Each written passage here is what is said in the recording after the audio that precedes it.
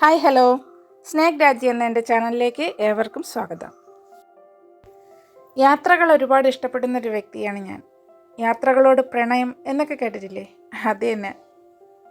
എൻ്റെ കൊക്കിലൊതുങ്ങുന്ന രീതിയിൽ കുറഞ്ഞ ചിലവിലുള്ള കൊച്ചു കൊച്ചു യാത്രകളും അവയുടെ വിശേഷങ്ങളുമാണ് നിങ്ങളോടൊപ്പം ഞാൻ പങ്കുവയ്ക്കുന്നത്.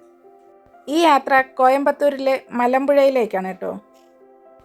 എറണാകുളത്തെ ഒരു ട്രാവൽ ഏജൻസി ടൂർ പാക്കേജിൻ്റെ കീഴിൽ വൺ ഡേ ട്രിപ്പായ ഒരു മിക്സഡ് ഗ്രൂപ്പിൽ ഞാനും ജോയിൻ ചെയ്തുകൊണ്ടാണ് ഈ ടൂർ അടിച്ചു പൊളിക്കുന്നത്.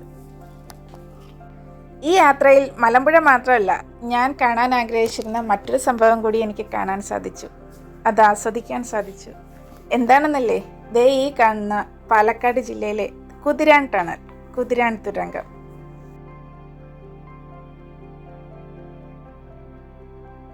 സോഷ്യൽ മീഡിയയിൽ കുതിരാൻ ടണലിൻ്റെ വീഡിയോ കാണുമ്പോഴൊക്കെ ഞാൻ ആഗ്രഹിച്ചിരുന്നു എന്നെങ്കിലും ഒരിക്കൽ ആ കുതിരാൻ ടണലിലൂടെ യാത്ര ചെയ്യണമെന്ന്.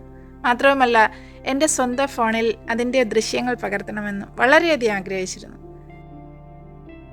അങ്ങനെ ഒരു ഭാഗ്യം ഈശ്വരൻ എനിക്ക് തന്നു. അതാണ് ഈ ദിവസം.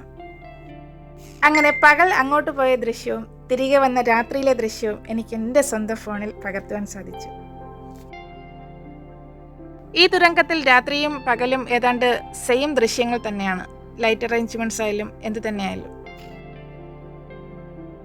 ദേ മുന്നിൽ കാണുന്ന ഈ തൂവെള്ള വെളിച്ചല്ലേ, അത് തുരങ്കം അവസാനിക്കുന്നിടമാണ്. നമ്മളങ്ങനെ കുതിരാൻ ടണലിന് ടാറ്റ പറഞ്ഞ് മലമ്പുഴയിലേക്ക് യാത്ര തുടർന്നു.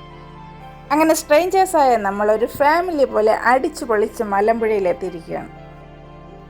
ഞങ്ങൾ ചെല്ലുന്ന സമയത്ത് മലമ്പുഴ ഗാർഡനിൽ ഫ്ലവർ ഷോ അവസാനിക്കുന്നൊരു ഘട്ടമായിരുന്നു. അതാ കയറി ചെല്ലുന്നിടത്ത് ഒരു വള്ളം സെറ്റ് ചെയ്തിരിക്കണുണ്ടോ, എത്ര മനോഹരമാണല്ലേ. ഫ്ലവേഴ്സൊക്കെ വെച്ച് അടിപൊളിയായിട്ടുണ്ട്. യാത്രകൾ ഇഷ്ടപ്പെടുന്നവർക്ക് ചില സ്ഥലങ്ങൾ എത്ര കണ്ടാലും മതി വരത്തില്ല. അതുപോലൊരു സ്ഥലമാണ് ഈ മലമ്പുഴ. നമ്മൾ കയറി ചെല്ലുന്നിടത്ത് ഒരു അലങ്കാര കമുക് നട്ടിട്ടുണ്ട്. അതിലെ ആ കമുകിൻ കൊലകൾ കാണാൻ തന്നെ ഒരു പ്രത്യേക ഒരു വൈബാണല്ലേ. ഞങ്ങളവിടെ എത്തിയ ദിവസം 2025 മലമ്പുഴ ഫ്ലവർ ഷോ ഉദ്യാനത്തിൻ്റെ അവസാന ദിവസമായിരുന്നു. അതുകൊണ്ട് തിരക്ക് ഒട്ടും കുറവൊന്നുമില്ലായിരുന്നു. അങ്ങനെ നമ്മൾ ടിക്കറ്റ് എടുത്ത് അകത്തേക്ക് കിടക്കുകയാണ്. അകത്തെ വിശേഷങ്ങൾ കണ്ടറിയാം.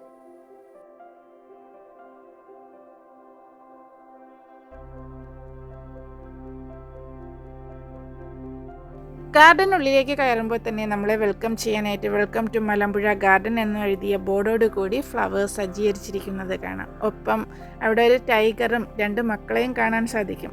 അവിടെ നിന്ന് ഫോട്ടോസൊക്കെ എടുത്ത് വീഡിയോസും ഒക്കെ എടുത്തിട്ട് നമ്മൾ ഇതാ ഗാർഡനകത്തേക്ക് പ്രവേശിക്കുകയാണ്. ഗാർഡനുള്ളിലേക്ക് കിടക്കുമ്പോൾ തന്നെ മനസ്സ് വല്ലാത്തൊരു പ്രത്യേക വൈബിലേക്ക് എത്തിച്ചേരുകയാണ് ചെയ്യുന്നത്. എവിടെ നോക്കിയാലും നിറച്ചും പൂക്കളും ചെടികളുമായിട്ട് എന്ത് ഭംഗിയല്ലേ.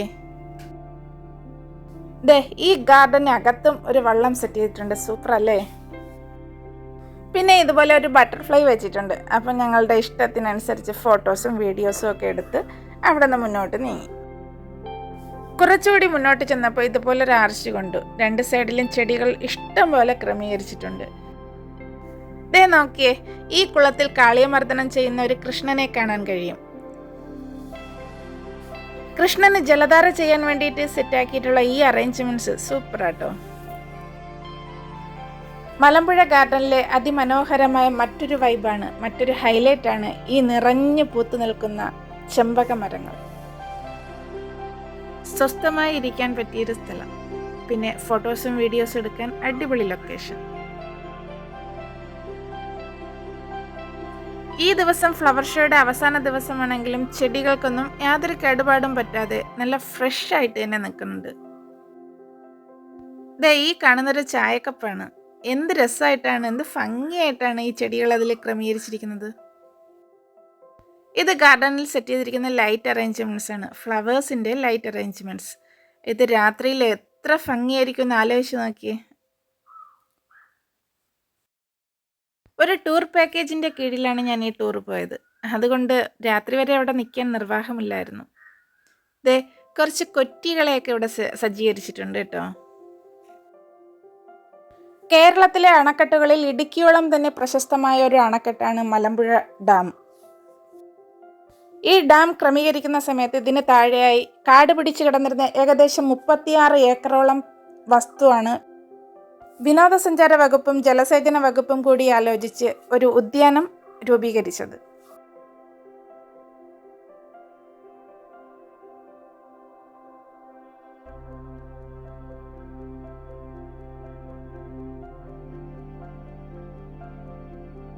സാധാരണ ഫ്ലവർ ഷോയുടെ അവസാന ഘട്ടങ്ങളിലൊക്കെ ചെടികളും പൂക്കളും ഒക്കെ വാടിപ്പോയിരിക്കും അല്ലേ?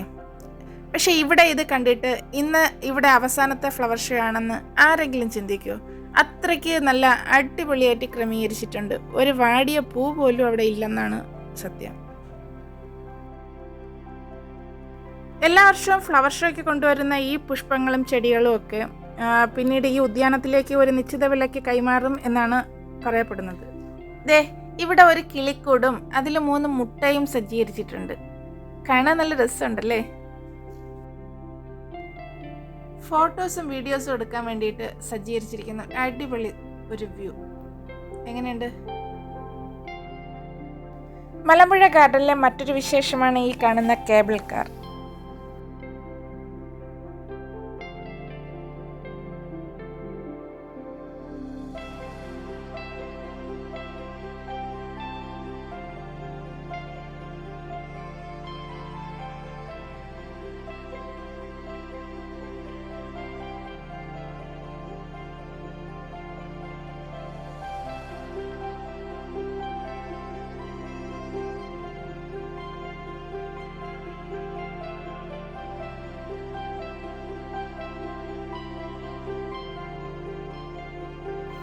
ഈ ഫ്ലവർ ഷോയിൽ ഒരുപാട് വ്യത്യസ്തമായ പൂക്കളും ചെടികളും ഇവിടെ ക്രമീകരിച്ചിട്ടുണ്ട്.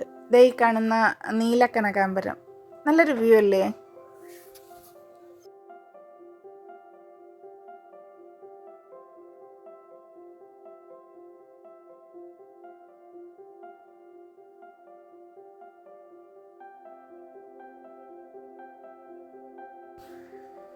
മലമ്പുഴ വന്നിട്ട് ഈ കാണുന്ന കേബിൾ കാറിൽ കയറി പ്രകൃതി ഭംഗിയൊന്നും ആസ്വദിക്കാതെ പോയാലേ ഭയങ്കര നഷ്ടമാണ് കേട്ടോ.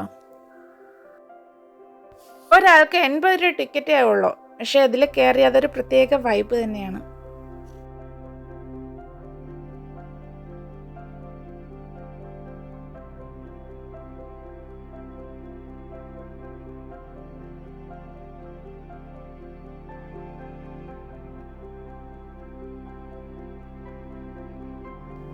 ഈ കേബിൾ കാറിൽ കയറാനുള്ള വഴി നമ്മൾ ഈ ഗാർഡൻ അകത്തൂടിയല്ല, ഗാർഡന് പുറത്ത് പോയിട്ട് അവിടെ നിന്ന് ടിക്കറ്റ് എടുത്ത് അതുവഴിയാണ് കേബിൾ കാറിൽ കയറേണ്ടത്. എനിക്കെന്ന് മാത്രമല്ല പലർക്കും അത് അബദ്ധം പറ്റിയിട്ടുണ്ട്. പലരും ഈ ഗാർഡൻ അകത്തൂടെ സ്റ്റെപ്പ് കയറി അങ്ങ് മുകളിൽ ചെന്ന് പാസ് എടുത്ത് കയറാൻ നോക്കുമ്പോൾ അവിടെയല്ല, വീണ്ടും ഇങ്ങ് താഴെ വന്ന് ഗാർഡന് വെളിയിൽ പോയി എടുക്കണമെന്ന് പറയുമ്പോൾ പലരും ഇതിൽ കയറാൻ തന്നെ മടിച്ചു പോകും.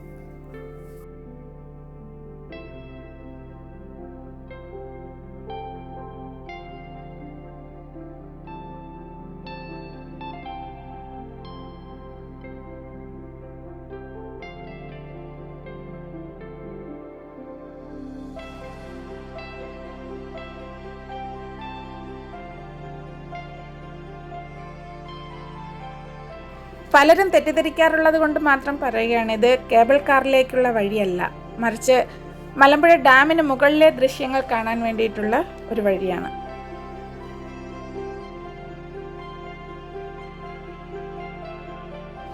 എങ്ങനെയുണ്ട് കൂട്ടുകാരെ അണക്കെട്ടിന് മുകളിലെ ദൃശ്യങ്ങൾ? അങ്ങ് അകലെ കാണുന്ന സഹ്യപർവ്വത നിരകളും നീല പുതപ്പിച്ച നീലാകാശവും, ആ നീലാകാശത്തിൻ്റെ മറവിൽ അലതല്ലുന്ന ഈ നീലിമയാർന്ന അണക്കെട്ടും ഒരു പ്രത്യേക വൈബ് തന്നെയാണ്.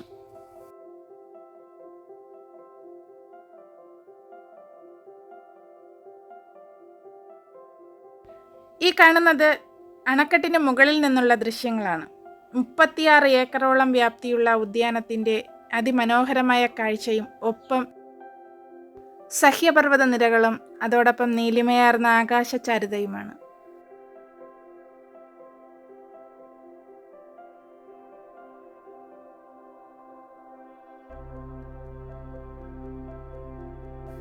കേരളത്തിലെ അണക്കെട്ടുകളിൽ ഇടുക്കിയോളം തന്നെ പ്രശസ്തമാണ് മലമ്പുഴ അണക്കെട്ട്.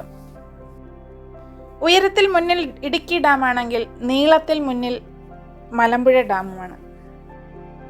മലമ്പുഴ ഡാമിന് മറ്റൊരു പേര് കൂടിയുണ്ട് കേട്ടോ, കേരളത്തിലെ ഫക്രാനങ്കിൾ.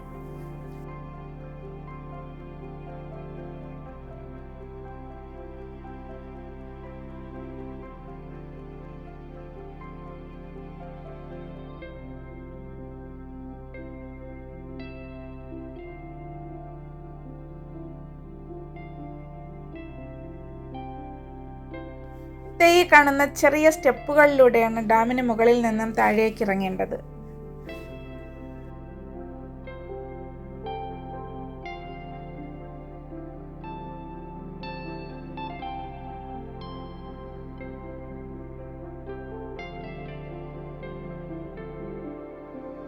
ഈ പൊരി വെയിലത്ത് നടന്ന് ക്ഷീണിച്ച് ഇച്ചിരി വെള്ളം കിട്ടിയാൽ മതിയേ എന്ന് ആലോചിച്ച് ഡാമിന് താഴേക്ക് വരുമ്പോഴേക്കും ഇറങ്ങി വരുന്ന ഭാഗത്ത് തന്നെ നമുക്ക് കുറച്ച് കടകളൊക്കെ സജ്ജമാക്കിയിട്ടുണ്ട്. അവിടെ ഇരുന്ന് സ്നാക്സും ഡ്രിങ്ക്സും ഒക്കെ കഴിച്ച് സാവധാനത്തിൽ യാത്ര തുടരാൻ കഴിയും.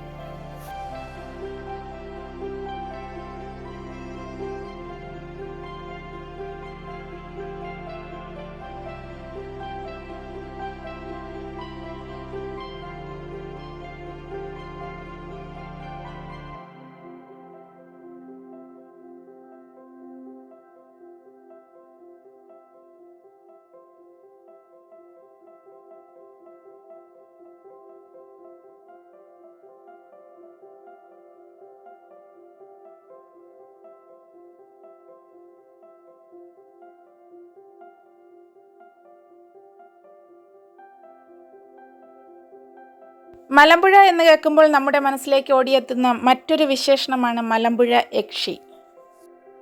അപ്പം നമുക്ക് മലമ്പുഴ യക്ഷിയുടെ കൂടുതൽ വിശേഷങ്ങൾ അറിയാൻ നന്ദി പാർക്കിലേക്ക് പോവാം.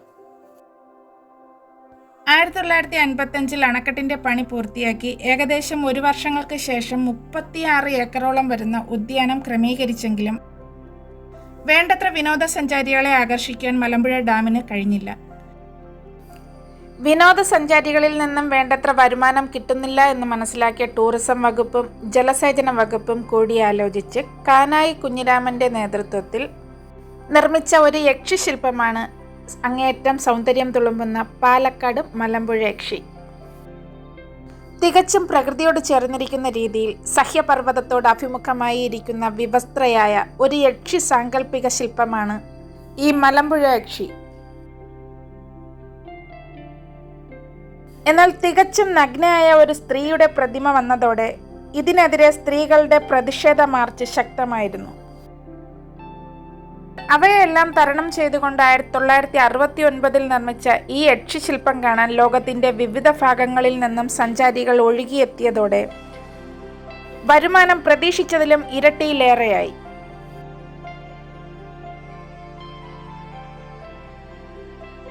നന്ദി പാർക്കിനോട് ചേർന്ന് തന്നെയാണ് ബോട്ടിംഗ് സിസ്റ്റവും. ബോട്ടിംഗ് ചെയ്യാൻ താല്പര്യമുള്ളവർക്ക് ഇവിടെ ബോട്ടിംഗ് ചെയ്യാം.